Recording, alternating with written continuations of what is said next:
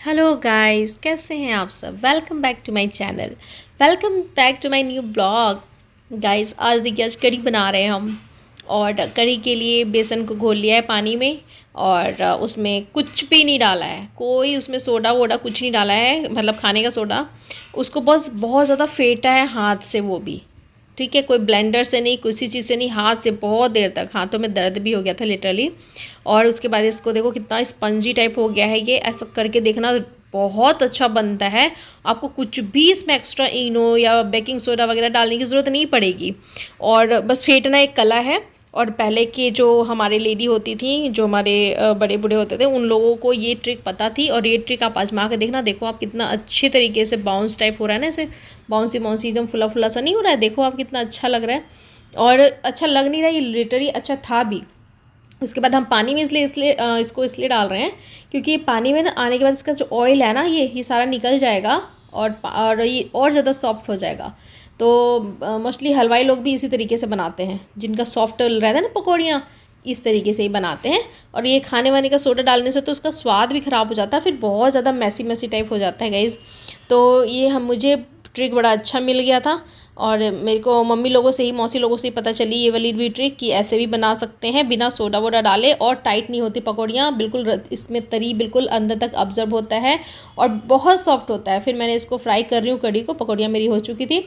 और कढ़ी फ्राई करने के लिए हरी मिर्च से फ्राई कर रही हूँ, मेथी हरी मिर्च उसी कढ़ाई में कर रही हूँ। तेल को मैंने कम कर लिया था, थोड़ा तेल डाला, उसके बाद मट्ठे में थोड़ा सा बेसन मिला के और उसमें इसमें वापस से मेल्ट डाल दिया। थोड़ी सी हल्दी भी मिलाई थी मट्ठे में। मैंने दही का नहीं बनाया, मट्ठे का बनाया है। और मोस्टली मैं मट्ठे का ही बना लेती हूँ क्योंकि दही को फेंटना पड़ता है। फिर मैंने लाल मिर्च डाल रही हूँ, हल्दी भी डालूँगी, नमक भी डालूँगी उसमें स्वाद अनुसार। और यहाँ पे प्याज काट कट कर रहे हैं लंबा लंबा, इसको भी हम छौंका बनाएंगे, इसका एक छौंक तैयार करेंगे। और यहाँ कढ़ी पक रही है और ये विद इन आधा घंटे में ये बन के तैयार हो गया था, रेडी हो गया था गाइज़। बहुत ज़्यादा टाइम नहीं पकाया मैंने, आधा घंटा भी इनफ होता है। और तेज़ आंच पे पकाती गई थी, आधा घंटा भी कम आंच करके नहीं छोड़ा था मैंने। आधा घंटे से कम ही लगा था, 20 मिनट कह लो आप, 20 मिनट 25 मिनट, हाँ वही समथिंग हो गया था इतना टाइम। उसके बाद फिर इसमें पकौड़ियाँ डाल दी जब हमने देखा कि इसका तरी काफ़ी अच्छे से हो गया है, क्योंकि ये उबाल से भी पता चल जाता है। वैसे काउंटिंग कर लो, 101 उबाल इस तरीके से कर लो तो ज़्यादा अच्छा था। 101 उबाल आ जाए ना तो इस तरीके से, पर काउंटिंग हो नहीं पाती, अंदाज़ा है हम लोगों को। अब इसमें मैंने छौंक तैयार कर रही हूँ, एक और छौंक ऊपर से जो डालूंगी, जिसके लिए इसमें छोटी सी कढ़ाई में पहले डाला है घी, क्योंकि ये छौंक बनाऊंगी घी का। उसमें डाला करी पत्ता और राई, करी पत्ता राई घी, और डाल दूंगी वो लंबे कटे हुए प्याज। बस ये डालने के बाद इसको मैं अच्छे तरीके से, और कम आंच पे रखा हुआ है गाइस, तेज़ आंच नहीं करना है वरना जल जाएगा तो बिल्कुल स्वाद ख़राब हो जाएगा। और ये देखिए आप, घी में जब प्याज भूनता है ना, इसकी स्मेल इतनी अच्छी आती है। बिल्कुल गोल्डन ब्राउन होने तक भुना है, और डार्क गोल्डन ब्राउन होने तक। और थोड़ा सा उसमें लाल मिर्च पाउडर भी डाल दिया था, क्योंकि वो घी में लाल मिर्च पाउडर डालोगे ना तो उसका ना बहुत अच्छा वाला टेस्ट आता है, कलर भी अच्छा आता है। और ये मैंने डाल दिया इसमें छौंका सारा कढ़ी के ऊपर। और इसको वापस से ऊपर नीचे मेल्ट नहीं कर रही हूँ वापस में, क्योंकि फिर वो अच्छा भी नहीं लगता। जब खाना है जिसको भी कटोरियों में निकालनी है तो एक साइड से करके निकालिए। ये वाला छौंका बहुत टेस्टी लगता है, बिरयानी में भी ये वाला छौंका लगता है प्याज वाला। और ये इस तरीके से छौंका प्याज वाला लगा के देखना, बहुत ही यम्मी लगता है, अलग टेस्ट आ जाता है। एक घी मिर्च का छौंका होता है, बट ये प्याज वाला छौंका ऊपर से लगा के देखना आप, ऐसे इस तरीके से, इतना टेस्टी लग रहा था ना, रियली बहुत टेस्टी लग रहा था। तो ये मेरी कढ़ी हो चुकी है रेडी।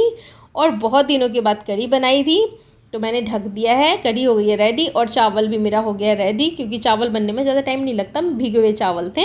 और ये मेरी कढ़ी चावल तैयार हो गए, और बहुत पसंद आया जानवी को भी और मेरे हस्बैंड को भी। और ये लिमिटेड बनी थी, कोई भी अच्छी चीज़ लिमिटेड ही बनती है, तो बचा नहीं, ज़्यादा नहीं हुआ, बट मेरी बेटी को बहुत पसंद आया। वो अगले दिन भी मांग रही थी बट मिला नहीं उसको। नेक्स्ट टाइम फिर बना देंगे। बट देखिए आप, पकौड़ियाँ कितना सॉफ्ट हो रहा है ना, इतना सॉफ्ट कभी कभी हो जाता था इत्तेफाकली, बट इतना भी सॉफ्ट नहीं होता था, मतलब थोड़ा बहुत हार्ड रह ही जाता था। तो गाइज़ अब मेरा हो गया था 1 घंटे के 1.5 घंटे के बाद फिर मैंने क्लिप शूट करा है। हम लोगों का खाना पीना कंप्लीट था, मेरी मासी आई हुई हैं और हम लोग जा रहे हैं अपनी मासी के साथ, हस्बैंड उसके साथ, मतलब हम लोग सब जा रहे हैं। शाम का 7:30 बज रहा था टाइम, और इस समय हम निकल रहे हैं मंदिर जाने के लिए। बहुत दिनों से सोच रहे थे वहाँ मंदिर जाना है, मंदिर जाना है, बट हो ही जाता है। आप लोग भी समझते हो, आप लोगों के साथ भी होता होगा कि जाना चाहते हैं, करना चाहते हैं, बट होता नहीं होता है। गृहस्थी में तो हर किसी के साथ ऐसा ही होता है, पंक्चुअलिटी जल्दी से नहीं हो पाती कहीं आने जाने को लेके। कंपलसरी होता है गाइस तो करना पड़ता है, कंपलसरी नहीं होता है तो फिर लगता है चलो आज नहीं, कल नहीं, कल नहीं, परसों नहीं, ऐसे होता रहता है। तो हमारे साथ भी कुछ ऐसा ही हो रहा था। तो ये चले हम, और आज भी कुछ ऐसा ही हुआ। हमें जाना था 5 बजे, बट बज गया हमें 7। अब आप सोचो, वो भी हम निकले कि चलो ठीक है चलते हैं, बट फिर निकले हम अपने जाने के लिए। जा रहे हैं हम मोहन नगर। आपको बता दिया मैंने पहले ही कि मोहन नगर जा रहे हैं। वहाँ भी एक मंदिर है, वहाँ पे वो मंदिर बहुत ही अच्छी मंदिर है। वो मेरी फेवरेट मंदिरों में से आती है। मैं जब दिल्ली आई थी, इसके पीछे एक कहानी है गाइस। मैं सबसे पहले जब दिल्ली आई थी, हम लोग आए थे, तो मैं अकेली नहीं आई थी, मेरी फैमिली भी आई थी। तो हम लोग ना मतलब सबसे पहले उस मंदिर की दर्शन किए। और वो मंदिर मेरा मतलब कैसे बताऊँ, मेरा मतलब बहुत ही अच्छा वाला मंदिर है। मतलब मैं उस मंदिर में हमेशा ही जाती हूँ, कोई भी काम शुरू होने से पहले, कुछ भी होने, मतलब मैं अपने मैं दिल्ली में आई तब भी मैं इस मंदिर में आई थी। और जब मैंने अपने किसी पेपर की शुरुआत करी, सबसे पहले इस मंदिर में मत्था टेका। मतलब मेरा कोई भी काम इस मंदिर में आती हूँ, उसके बाद मैं शुरू करती हूँ।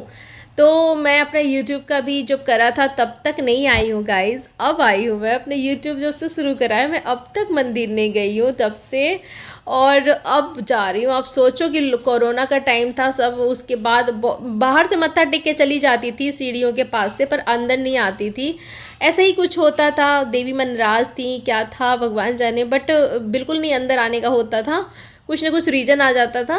बट अब मैं आई हूँ और इतना अच्छा लग रहा है। आप देवी माँ को देखो, मतलब मेरी फीलिंग मैं आपको बता नहीं सकती हूँ, इतना अच्छा वाला फीलिंग होता है मुझे इस मंदिर में। मैं इस मंदिर में ना, जब स्टूडेंट लाइफ थी ना मेरी, मैं काफ़ी देर तक बैठी रहती थी माता रानी के पास। यहाँ पे बैठने का है, बहुत बड़ा मंदिर है गाइज़, बहुत बड़ा वाला मंदिर है। मतलब आप देखो, मैं आपको पूरा थोड़ा थोड़ा दिखाने की कोशिश की हूँ। देखो आप लोग ना फ़ोटो लेना, हर अच्छे मंदिरों में ना फ़ोटो नहीं लेने दिया जाता है, मना किया जाता है। और यहाँ पर भी ऐसा है, यहाँ तो लिखा हुआ भी है, चारों तरफ कैमराज भी हैं, बट मैंने कोशिश की है, थोड़े थोड़े शूट कर लिया है, थोड़ा थोड़ा आप लोगों के लिए, आप लोगों को दर्शन करा दूँ। ये माता रानी के यहाँ पे ना सबसे एंट्रेंस में ही साइड में बजरंगबली जी हैं, और एक साइड में वो हैं भैरव बाबा जी, जो उनकी रक्षा करते हैं ना, पहरा देते हैं, इस तरीके से कुछ होता है ना।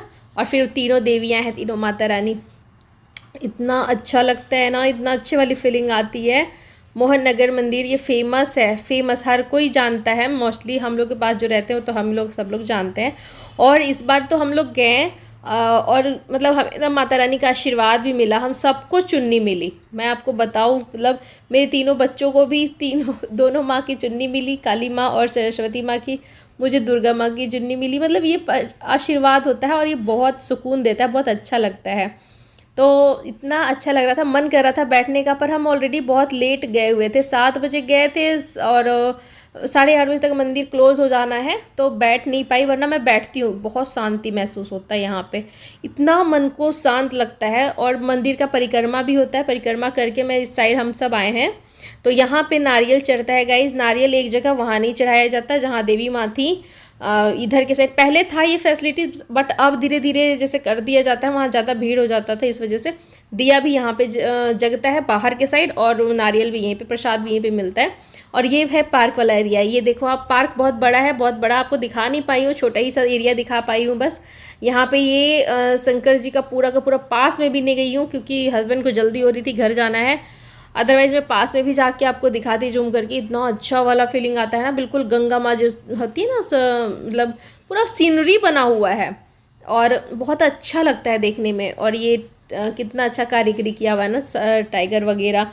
बच्चों ने मेरे यहाँ पे काफ़ी फ़ोटोज़ क्लिक कराएं, रोशनी भी आ रही थी, अच्छा लग रहा था। बहुत मन नहीं कर रहा था आने का, पर रात होने लग रहा था। फिर मंदिर भी थोड़ी देर बाद कपाट उनका बंद हो जाएगा, तो बाहर का पार्क वाला एरिया खुला रहता है, वो तो लगभग 9 बजे तक, 9:30 बजे तक खुला रहेगा। बट क्या करना, रात हो रहा था, तो फिर सोचा कि, और थोड़ी हवा भी चल गई थी बाहर, तो घर आ गए। और ये हमें गुलदस्ता भी मिला है माता रानी के पास से, उनका आशीर्वाद, ये भी प्रसाद के तौर पे मिला है।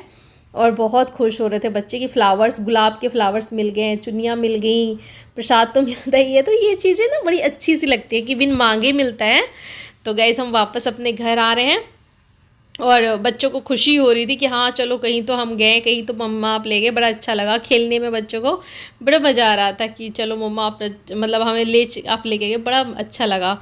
और गाइस फिर हम चले अपने घर।